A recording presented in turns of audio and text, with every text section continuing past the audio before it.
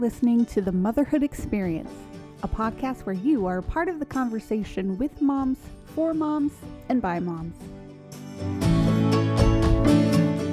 Let's jump into this episode with me, your host, Val Kleppen.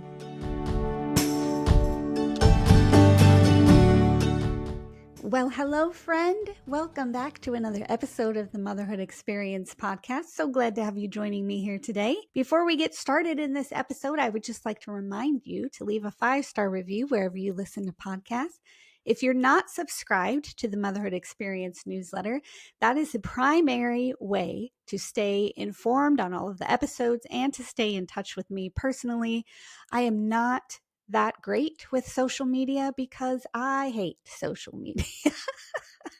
And I have kind of abandoned it for the most part for the last several weeks.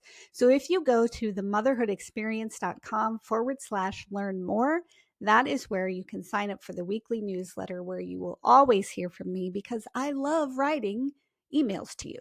So thank you for being a part of that community as well. My guest today, Elena Huggins, has been through it. She has a very unique story. She talks about an abusive relationship. She talks about single motherhood as a result of leaving that relationship. And she talks a lot about her faith journey and the things that transpired as a result. This is not familiar territory for me. And I admittedly do not know what to do with a lot of her story. However, I so appreciate the fact that she was transparent enough in being willing to share it. And I hope that what she shared in this episode is encouraging and ministers to you. I also want to say, if you find yourself in an abusive relationship, please seek help. Please do not isolate. Please do not withdraw. Let yourself be helped. If you need to reach out to me, whatever you need to do, we will connect you with who you need to be connected with to get you the help you need. Please do not go through this alone. That said, I would like to roll into the episode now with Elena Huggins. Elena, welcome to the show. Thank you so much for having me. Yeah, we start every episode with ages of kids and stage of motherhood you're in. So why don't you tell our audience about that? Yes, absolutely. So I have daughters, which is really fun. Their ages are 11 and 12. So I would say my stage of motherhood is, I'm really enjoying this stage of motherhood, if I'm not, if I'm honest. They're at these ages where they are thinking critically. We have very deep conversations. Naturally, they're sharing my clothes. I go in and my makeup is missing and just got to figure out which daughter has it. Right. In the boys phase, clothes, like all of the things. I'm having a lot of fun because I feel like I'm in a stage where I could instill a lot, but at the same time, they're independent enough where I don't have to like do everything. So yeah, I'm really in a fun stage right now. Yeah, especially when they're coming into their own, but also really want to model and mimic you. That's a high compliment. Yes, my daughters and I were very, very close. So I still love that they want to snuggle in my bed and they don't feel too old to do that. Yeah. So, I'm kind of right now in the middle of all of that. So it's been fun. Yeah. Did you come from a big family yourself? Do you have lots of siblings? I did. Yeah, I did. I have 4 brothers and 2 sisters. Wow. So I came from a family. Where do you fall in the mix? I am second to the youngest. Wow. Yeah, my mom had 7 kids in 10 years. So she was always pregnant. I don't know how she did it. Wow. So yeah, we're all very, very close in age and just close in general. But yeah. So growing up in a big family, did you know that having a family would be in your future as well? I think when I was young, yes. But as I got older, honestly, I didn't know that I wanted kids. I was very ambitious. I wanted to, because I grew up in a very staunch Reform Russian Orthodox world. So having children, we cook, clean, and we make babies. That's how I grew up.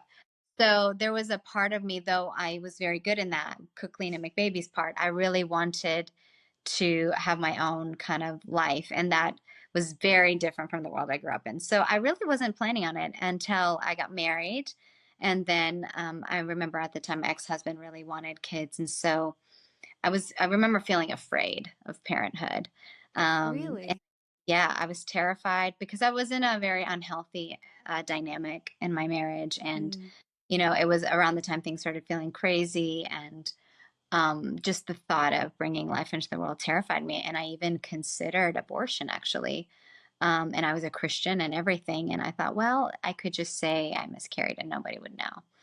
And I had those thoughts, but then thank goodness that I didn't do that, because I felt overwhelmed with it. And then when I had my daughter, yeah, everything changed. Like mm, I decided I was going to be the best mom in the world. And that became very important to me. I didn't want to pass down any of my past traumas. I was going to, they became like my girls became the greatest gift, even though I was a single mom and it was hard and it was brutal. And of course, culture would tell you like that's the worst thing that could happen is being a single parent. But they were definitely my greatest blessing. And we're really tight knit. But it's been years of cultivating that relationship with them. And yeah, I'm so glad.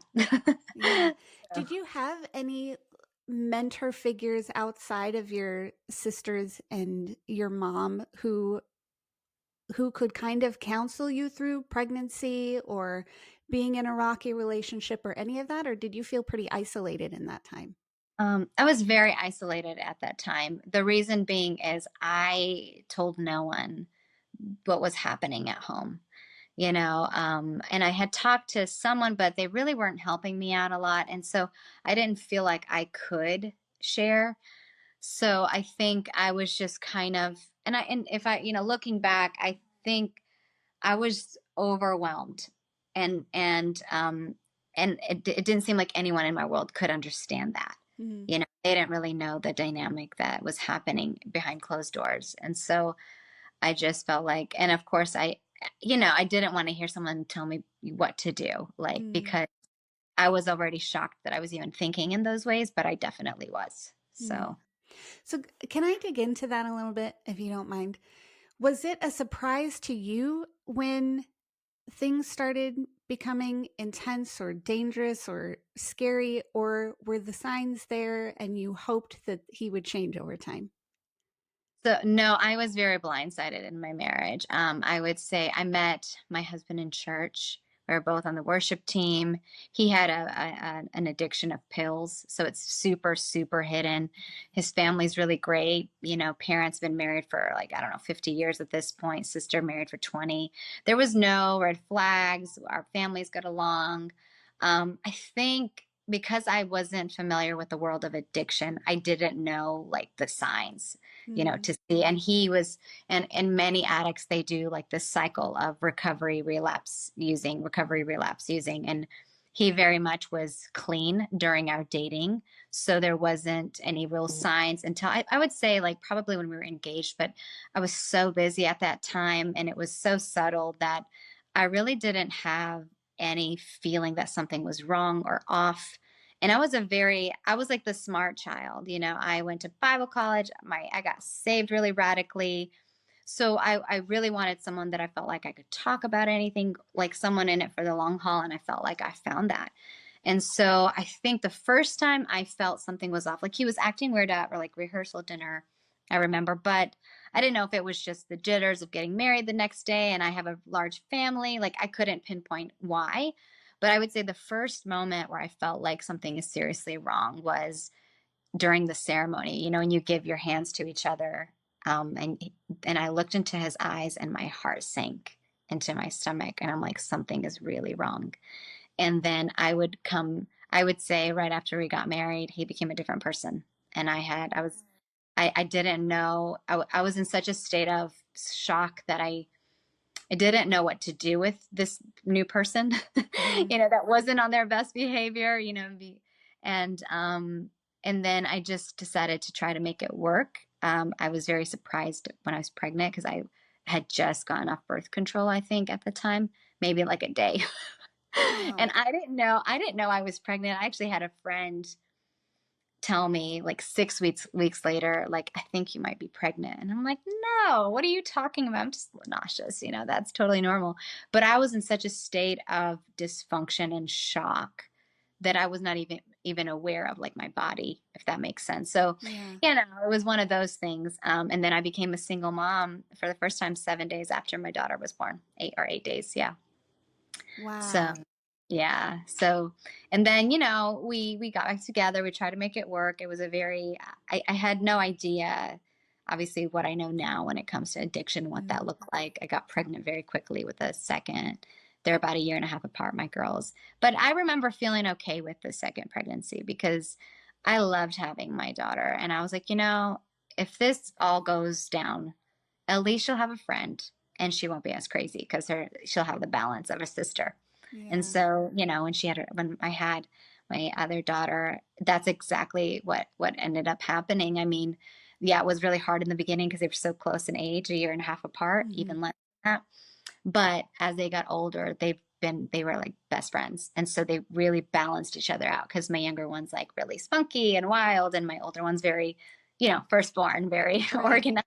And so it's definitely like a good thing. Right. So if as you were kind of caught off guard and blindsided in your words by this, what was your family's reaction if you weren't sharing what was happening and trying to make it work and feeling isolated? What was your family's reaction when you left the relationship? Well, they ended up finding out like a few days before I gave birth to my first daughter. I kind of shared what was happening. And then I was like, we had separated. We were like, so they definitely watched the journey. I don't think in the beginning they really understood how severe it was. My family had like they really believed in like, don't involve yourself in other people's relationships type of thing. But then they only found out after we split up. Like they were in full support of me leaving him. Probably, I wish I had left him a lot earlier. I would have probably saved myself many years of, trauma. But I know that I did everything in my power, and I think that was the thing that was really important to me with my girls to tell them, listen, like mom did everything. And Yeah. so when that was over, I never looked back. Like I was done. Where I think sometimes people leave too quickly when they maybe could have figured it out, then Mm. they always have that connection, and it's never like a, finished thing, which I know I did everything many, many, many times and more. And, obviously fast forward, it's been 8 years that we've, split up for good. I see the patterns are the same, and I'm just like, oh, I wish I just had left earlier, but I'm Mm. so grateful I left when I did, because my girls were young enough where they don't know the difference. And Yeah. we split up so much that they don't really have, memories of, our family being a family unit. It was pretty much just mom. So Mm. Do they have a relationship at all with their dad today? they do. It's a very controlled, and it's a relationship where it comes and goes, Yeah. Yeah. they know they've got a dad. I wouldn't say that he's healthy. It just depends. Sometimes he is and sometimes he's not. Do you know what Mm. I mean? Hmm. So, I've always had my girls full custody and all that sort of thing. But I think throughout all of that, I've always been really honest with them in language that they understand, where I never wanted them to think that, this is love, this is healthy. I just say things like, your dad loves you the best way he knows how, Mm. because I don't want them to have the wrong idea of what it looks like to have a dad in their life. Yeah. He's certainly not meeting anything that a father would meet and never has. So, I've always had a pretty candid conversation, but I try not to talk too much negatively about him. It doesn't help anything, but I will bring up examples like, so this was the choices that your dad made. So this is the choices we're making, Yeah. because I want them to see and understand, so they never grow up feeling disappointed or like, I want them to have full like understanding as much as they can, age appropriately. Yeah. So. Yeah. So when you said that you were scared to become a mom because of the relationship that you were in, and then you had your daughter and you decided you wanted to be the best mom that you could be. Did you feel like suddenly equipped, or was it kind of a struggle to get there, or were you just did maternal instincts just come out of nowhere for you? What did that look like? I think maternal instincts kicked in for me, but I think because I wanted to be a good mom, became very sensitive to my daughter, and so I've always been somebody that I don't fully follow everybody's advice. I don't believe in, I think you have to, I think God gives women instincts on what to do. And we are sometimes taught to shut them up, like a gut feeling, Mm, or if mhm. something feels off, we're like, oh no, you're being emotional. And it's like, no, God gave you that. And so like I did, I co-slept with my daughter, and then I tried to put her in a crib, but I just stared at the, at the thing, and that worked really well for us. And that's what she needed, And Yeah, so, like, I didn't conform to specific things. I did what was good for us. yeah, And then, whenever she was older to do stuff like that, then I crossed every bridge as it came for every, like, my daughters are really different. So I mothered them a little bit differently based on their needs. And, when we split up, like, my older one was older and she went through a lot. She witnessed things, and I had to be their therapist for a while, and we sat and we cried about stuff together. Um, I never, I've always been very open with my kids, and I've allowed them to say what they need to say. Even if they're mad at me, because they certainly made poor decisions early on. Like when I first became a single parent, I had like two babies. Like one was 2.5, and I was working 3 jobs, and I didn't have, I had full custody. So it was a very difficult period of my life. And yeah, I would, lose my temper and react poorly. And like they would tell me about it. I remember once I think I reacted poorly, and one of my girls, I think she talked to me about it for a couple of years. And because it impacted her, and I yeah, was like, I mean, that was one, mom's pretty good. Like I just had that one, but I learned quickly to never justify, and I would apologize over and over and over again. If she brought it up, I'd apologize for it because it wounded her, and that's what she needed from me. And so I've always had that openness to them. And, if I do something poorly, just to apologize, and, and then I've left those communication doors always open. And my kids, have always feel comfortable enough to tell me anything, whether I want to hear it or not. yeah, Um, and I think that's a hard thing when you're a parent, like, and even with moms who have older children, because sometimes like apologizing for something when they were young is all you need to heal that relationship. mm, Where sometimes we want to deflect or dismiss or excuse our behavior instead of just being like, look, I messed up, I shouldn't have acted like that, I know how to behave, I shouldn't have accused you, or whatever it is. So sure. oh yeah, that's been a huge thing for my kids and I. I wanted to ask you something else then too. So when all of this is happening and you end up splitting up with your husband who you met at church and on the worship team, how did your church family respond, and did they support you during this time? Well, I think people helped where they could, but a lot of people didn't really know my dynamic or my situation. And I really wasn't, we the church we had met at, we actually were not members of that church. It shut down. So we were members of a new church. And so I think I didn't really talk about it till later, just because I was trying to process the craziness.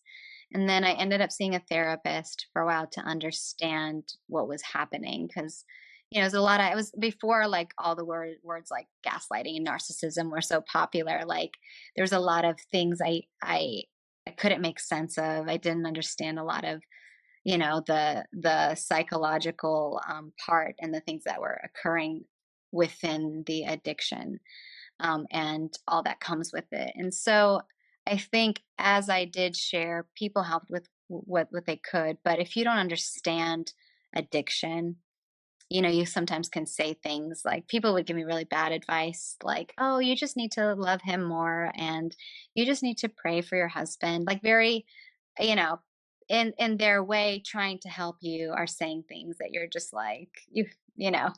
So I didn't really talk about it a whole lot. With people who are close to me, I did talk about it. And I did have a good support system with like close friends and family, but I really didn't get my church involved, if I'm Mhm. honest. I didn't. So what was your faith journey then through that and after that? So honestly, when I was going through my divorce, and we had gone back together and split up, and that was really hard because there was a point where we were separated for a year and I was done. But I felt like the Christian thing to do would be to take him back. And I don't know if I felt like God told me that or if it was just my like understanding of God. I don't know. But I remember after all of this went down, I was raging. I was so angry. I because I had when I got saved, it was like a radical thing.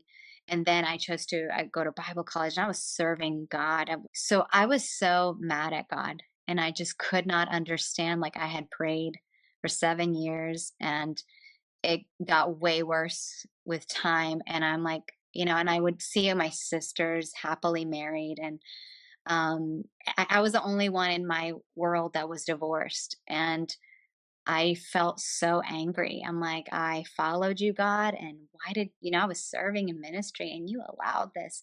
And my theology that I had I couldn't reconcile that because I think we often feed people a theology of follow Jesus and everything's going to work out Mm, and he's going to turn everything around. And as long as you sow good things, you'll reap a harvest. And I had that theology. And so I was looking at my life and I'm like, all I have sown was good. I didn't have like a history of craziness and addiction and all this stuff. Like I radically got saved. I did a 180 and followed Jesus and paid a price because at that time I left my friends and everybody and so for me I was just shocked. And so then I just raged and I honestly my heart was hardened and I decided, God, you can't help me. And at that time, I had all of my mental wars. Like, I was, extremely traumatized. So I had a lot of PTSD and was constantly waking up from nightmares. I didn't sleep for almost a year, maybe 2 hours a night, because I would be woken up with, a terrorizing dream. I was so severely depressed, had such severe anxiety and panic attacks all the time because what happened is post divorce, I was working all the time and then things kind of slowed down and everything from that relationship and from my childhood all just came to a head. And I didn't even know who I was at that point. And I just remember begging for death every day. I was in a really low place. I definitely almost took my life for sure. I didn't care if I lived or died because I felt like I was so messed up that there was no way I could be healthy again. There was no way like that I would be okay ever. And then I kind of went through that period and I decided I'm going to do all the self help. I'm going to go find a guru. I'm going to meditate. I'm going to get involved in some new age practices. Everyone but Jesus. That's what I'm going to do. And so I did and I got healthy. I would say I was healed somewhat, but I was just managing. So I was managing my crazy in the sense of I felt like at any given point I could have a meltdown. So I was always in management. And then finally I got to a place where I just after maybe it was a year or two of that, I just felt really exhausted from managing. And on the outside world, I had grown a business. I looked healthy. My kids were thriving. It all looked good, but I knew I was just controlling it before it would. And I finally came to Jesus. I fasted for 21 days and I sought the Lord. And I just was like, God, I remember when you saved me, how free I felt. I want to feel free. I don't want to manage. I want to feel free. And if you could free me, then I'll follow you. And day 21, literally, I was in my living room praying, worshiping, and the presence of the Lord just came into my living room. Like it was tangible. It was weighty. It was holy. And I remember just bawling my eyes out, and all of this stuff that I was carrying just like lifted. Like, and I knew I was free in that moment. And then after that, then it was lifestyle change. Then I started changing everything about the way I was living. Because I think a lot of people will experience God like that, where he sets them free. But if you don't read the word, if you don't seek his face, you're not going to stay free. That's just the Mhm. facts. If you don't do the work of why what got you to that place, you're just going to keep falling back in that same patterns. And you see Christians like that all the time, where they are set free, but then nothing in their behavior is changing. They're still angry. They're still bitter. They still are doing cycles over and over and over. And I didn't want that. So, Yeah. so Well, there's a good chunk of the Old Testament exactly about that. I mean, the yeah, Israelites did the exact same thing. yeah. And you know what happens when you're in the wilderness? You start seeing Egypt with pink colored glasses. You're like, oh yeah, well, when I was over there, I could eat food. There was lots of food. I wasn't hungry. This is why women will go back to their abuser over and over. Well, when I was back there, we had this. There's a memory. We start looking at it in that way, just like the Israelites did, because the reality is, and that no one told me in my healing, because they told me I should be on medication. I will never be normal. Blah blah blah. All the things. But the reality is, in order to be free, you have to do wilderness. You got to wrestle and you got to struggle with Jesus. And no one told me that part, because we're like, Jesus will free you. Yay. But it's like, no, he will free you initially. But then after your freedom, you go into the wilderness. Jesus himself was in the wilderness 40 days and 40 nights before he ever did a miracle, before he ever did anything. Why? There has to be a wrestling. It's a meeting with God where your past and what you believe about God has to hit a head. Like you have to wrestle with God. Jacob wrestled with God, and his, hip was out of socket. He's like, God, bless me. I'm not going to leave until you bless me. And I did that very same thing, where it was a dying to the flesh, surrendering my will and following Jesus. And the old me wanted to be crazy. I'll be honest. But I would yield myself to the Lord, and I would just read the word. And, the Bible says, go to the closet, close the door, and meet with God in private. And that's what I did. I did a lot of, and I would rage. And, I'm sure I said 4-letter words. I was like, but I didn't know at the time, me being like that with God was actually healing me. And I was inviting God in my pain, then the horrible part of it. And then even with my kids, like I would invite them into those spaces. I would be like, mom doesn't know what's going to happen. You guys have to pray for mom, or mom is having a hard time. Lay hands on mom and pray for her. And they watched me in my walk with the Lord, and they would watch me reading the word of God all the time. And what would happen is, before, I was working so hard at changing my behavior when I was into the gurus and the therapy, and I was mind control and all these things. It was so much self effort, calming myself, doing all the things. But what I noticed with Jesus is I just wanted to know him. And so I would read the word, and I stopped trying to change. I just wanted to know Jesus.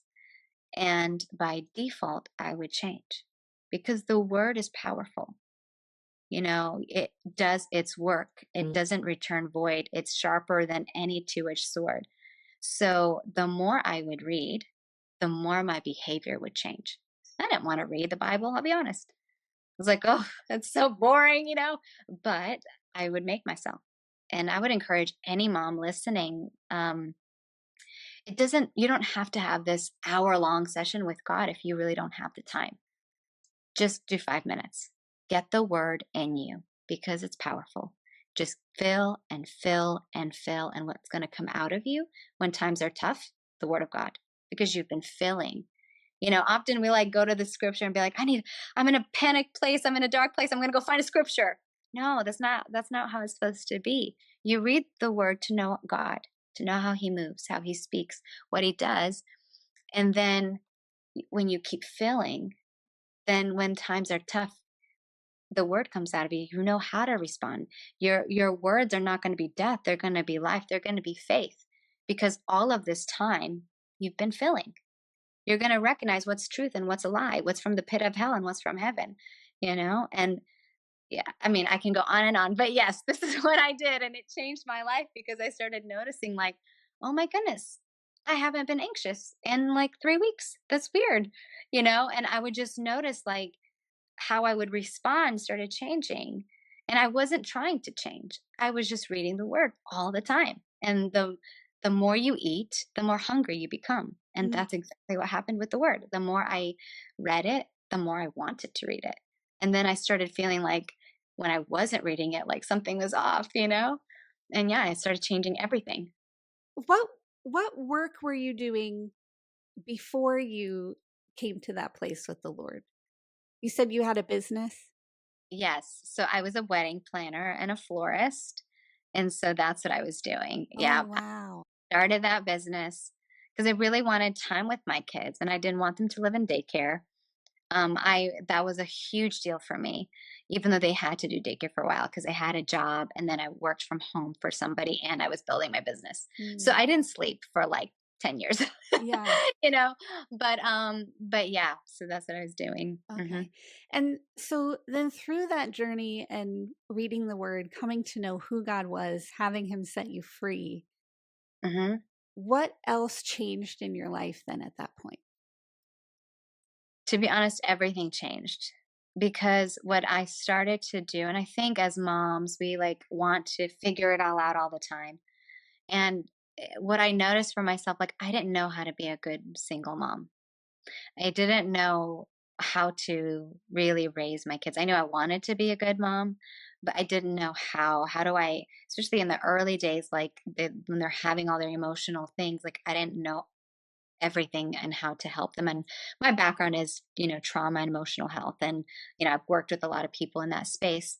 But honestly, I'd come to God. I really, really did. I did it in business. And I'd be like, God, I don't know how to do this business. I don't know what to do. How can I be with my kids? And I really sought God and I was very faithful with what was in my hand. Like if I was in church, I was faithful to serve. I was faithful in giving. And God like had, as a single mom and you don't have a lot of support, God takes care of you. Like the money would show up out of nowhere all the time. Like God would tell me to give, a few $100s and I knew I barely had that. And then somehow it would reappear in some way. And so I just learned to trust God. And I invited my kids into all of those spaces. Like, hey, we're going to pray because I don't know how we're going to pay for bills this month. And they would pray. And then when the miracle would come, I would show them, hey, look what happened. And then if something didn't work out, like, I don't know why. Like, I didn't try to give them answers. I involved them in real life. As mom was seeking God and mom's life was changing, they are watching that. That's a better testimony than anything. I've really learned like over the years to not only myself consult God, but try to have my kids consult God. Like, well, have you talked to God about it? Because, the truth is sometimes mom doesn't know how to help you. And this is definitely where I'm at in this season. Sometimes someone is going to hurt you and won't know the right things to say, but like God, he always knows. Or I'll say things like, mom maybe won't see it, but God Mm. sees it and God's going to tell mom and I'm going to find out. So just say, I just want them to, from an early age, look at God as when God becomes everything to you, then you have everything. You know what I mean? And I'm training them to think in those ways. So like, I don't say yes, no, stop. I don't really use language like that, but I'm always asking them questions like, okay, so when you did that, how did you feel about that? Okay, how do you think? And so my big thing with my kids at this point is like, I want to train them how to think, not what to think. Because if I can teach them how, then the what I don't have to worry about as they get older. Yeah. And so that's been a huge thing, just involving them and seeking God about everything. Like every endeavor, I'm like, this is what I feel like God is telling me to do. I'm just going to obey God and we're going to see what happens. So I involve them in that. And then I have them pray with me. Like they pray out loud every night. We always pray about things, whatever that decision is. And so that's been a huge thing for us is like, as we navigate life, whether we understand, whether we don't, God is always part of it. And it's really made it so much easier. I don't feel like I have to know what to do all the time because I don't, Yeah. Yeah. and it's way too stressful, way Yeah. too stressful. So what came, this is like a chicken or the egg question. What came Mhm. first? Was it the speaking that led you to write the book, or was it the writing the book that led you to speaking? The speaking came first. I've been speaking for years and years and years, and the book I did not want to write. I had no intention of being an author. That was not in my, what I saw for myself. But the Lord just downloaded the book in my heart. And really, it was 15 years in the making, or really 18 now at this point. But it was just, I'd worked a lot in the mental and emotional health space at the Rape Crisis Center with trafficked kids, pastoral care, one on one, obviously my own journey to healing. Um, but I didn't want to write the book. And I finally sat down a few months after God showed it to me. And I wrote it in like, I don't know, 2 months, but it had been Wow. so many years in the making. And a big thing with that was just, I think it just broke my heart seeing people struggle and never come out of it, because I know what that struggle feels like. And I also know what it feels like to come out of it. And the truth is, like, I believe everybody has a, a calling. And if you don't deal with the mental and emotional health or traumas in your life or the difficult things in your life, it will always catch up to you. And it's way worse later. You've seen like ministers fall left and right. And, you know, if you trace it back, it's usually trauma that started that whole toxic, whatever it is that they continue to do in their ministry. And it's like, had they dealt with it early on, their family wouldn't have been destroyed, or the people following them wouldn't have been impacted. So, So what, tell me what your book is, what it's about. so it's called Untwist Me. And what I've done is I've taken mental and emotional health and made it really simple, because I think in our world we complicate everything all the time.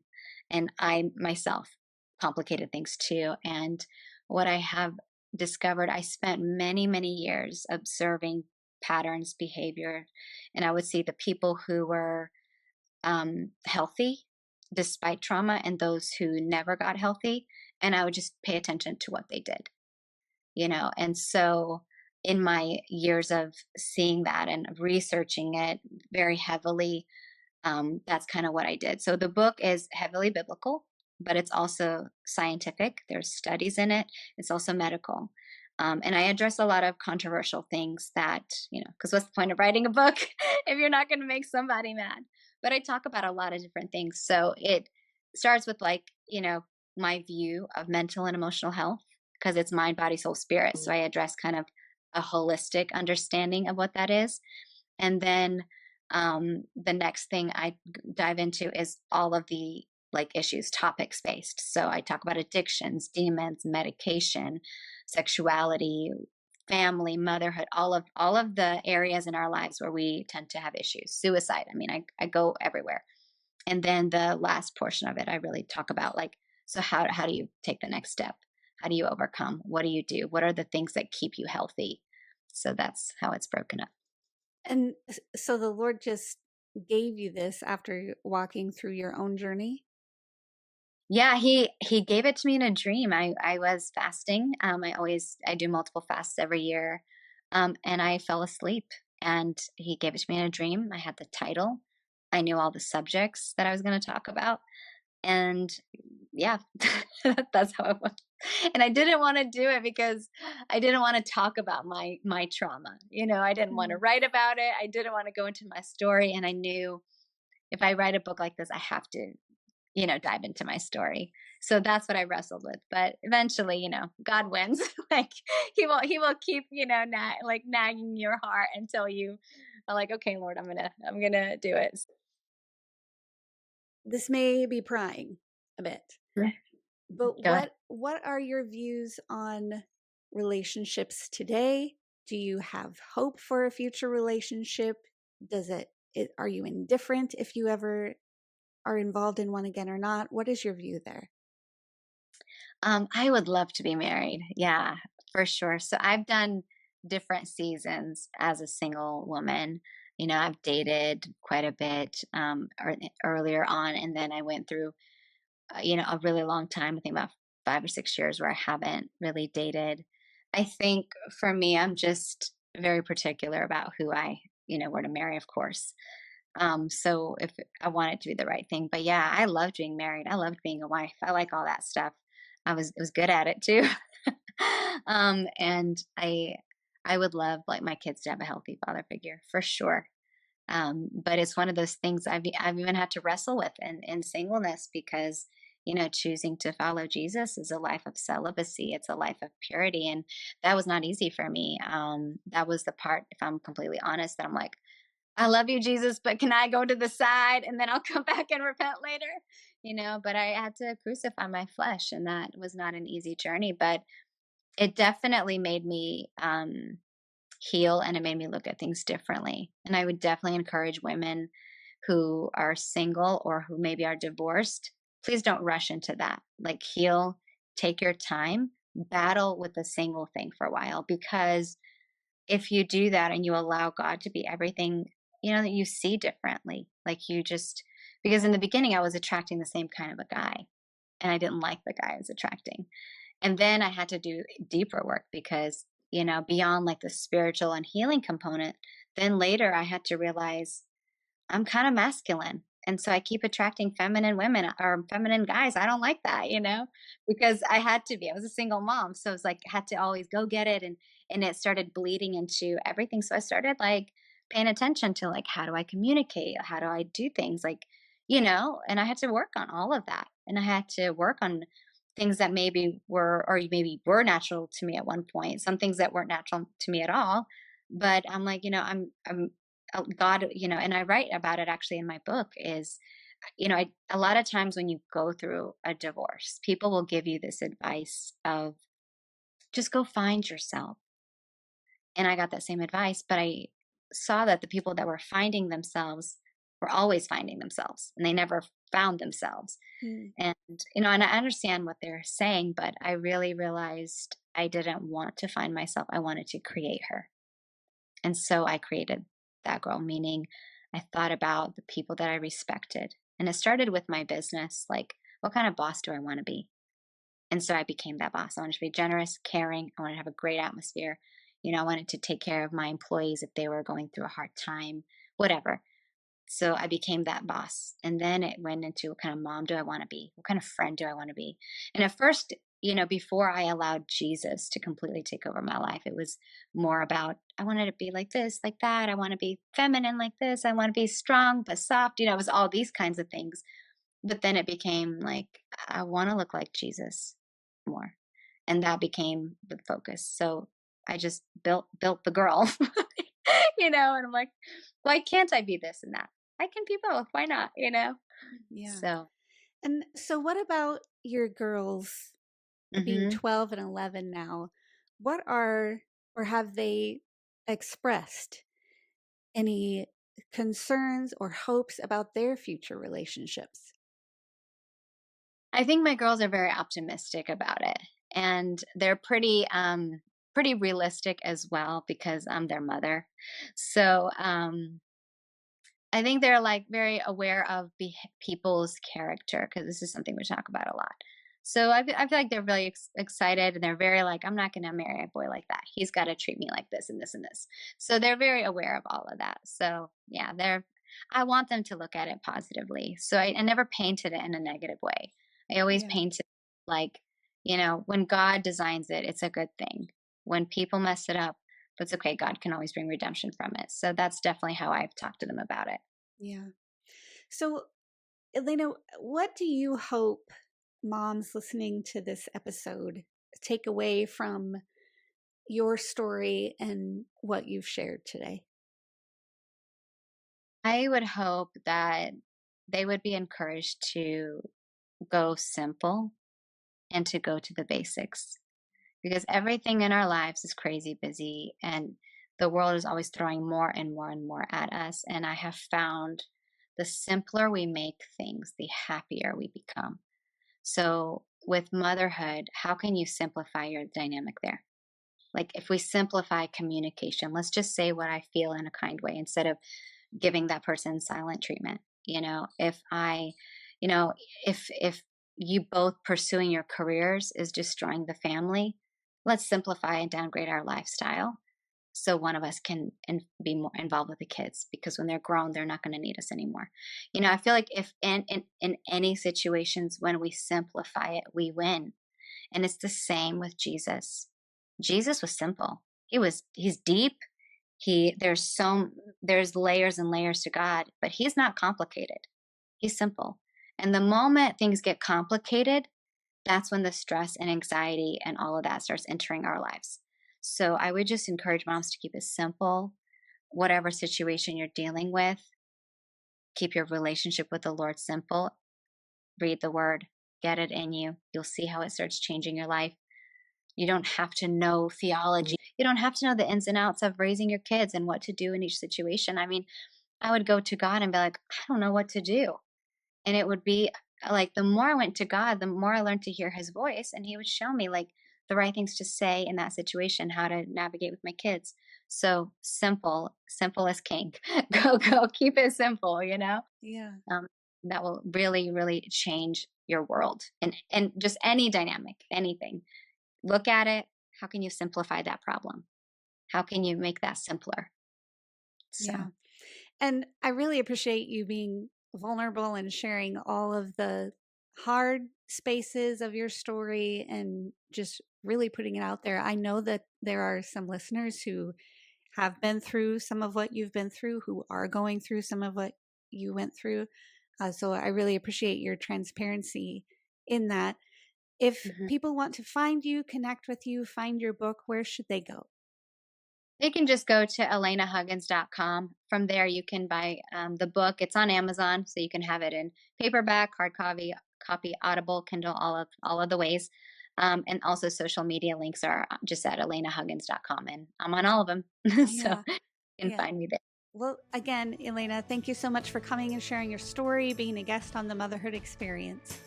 Yeah, absolutely. My pleasure. Thank you for having me. Thank you so much for joining us on today's episode of the Motherhood Experience podcast. To join our exclusive TME community, head over to themotherhoodexperience.com/learn more. Be sure to follow the Motherhood Experience on Facebook or Instagram, and please leave us a 5-star review wherever you listen to podcasts. If you're watching on YouTube, leave us a comment below, and we'll catch you next time.